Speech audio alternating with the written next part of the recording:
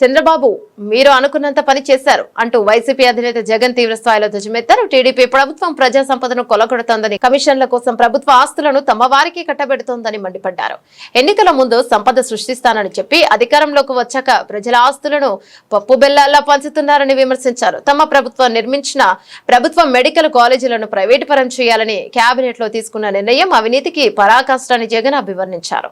YCP ప్రభుత్వ హయాంలో ప్రారంభించిన మెడికల్ కాలేజీలను ప్రైవేటు పరం చేయడం వెనక భారీ కుట్ర ఉందని జగన్ ఆరోపించారు. ప్రభుత్వ ఆస్తులను దోచుకోవడానికి మీరు మంత్రివర్గ సమావేశాలు పెడుతున్నట్టుంది. కమిషన్ల కోసం ప్రభుత్వ మెడికల్ కాలేజీలను ప్రైవేటు పరం చేయడం ద్వారా మీరు చరిత్రహీనులుగా మిగిలిపోతారు అని చంద్రబాబును ఉద్దేశించి తీవ్ర వ్యాఖ్యలు చేశారు. ఈ నిర్ణయం రాష్ట్రానికి శాశ్వతంగా అన్యాయం చేస్తోందని ఆయన ఆవేదన వ్యక్తం చేశారు.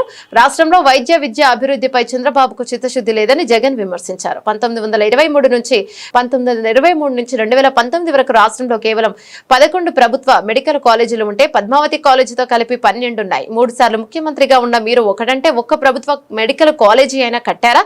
మేము 5 ఏళ్లలో 17 కొత్త కాలేజీలు ప్రారంభిస్తే వాటిని 5 ఇప్పటికే పనిచేస్తున్నాయి. మీరు బాధ్యతగా పూర్తి చేసి ఉంటే ఈ ఏడాదికి మిగిలిన కాలేజీలు కూడా తరగతులు మొదలయ్యేవి కదా అని ప్రశ్నించారు.